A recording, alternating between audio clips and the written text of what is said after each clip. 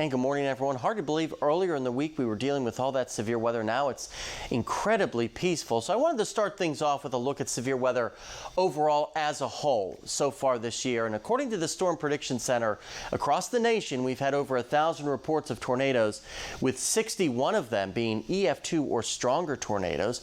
We've had over 6,100 reports of severe wind gusts, with you see there 160 being 75 mile an hour or stronger. That's hurricane force. And over 3,300 reports of severe hail, with 534 being hail greater than 2 inches. Now, for size perspective, that's about a hen's egg is 2 inches. So we're not the only ones dealing with the severe weather.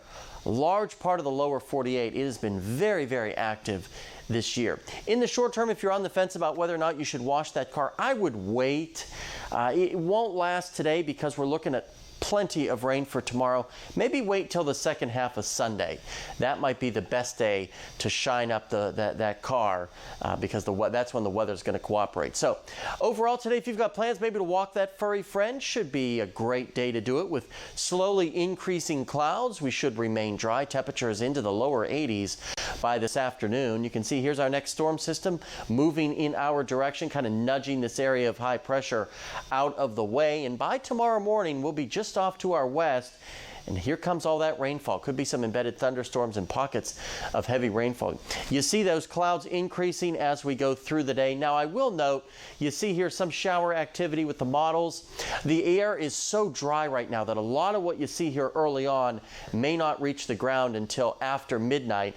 This, by tomorrow morning, absolutely will be reaching the ground. And there could be some pockets of heavier rainfall, and there is a very outside chance of a severe thunderstorm where you see the green area here, posing mainly a heavy rain or a flash flooding risk.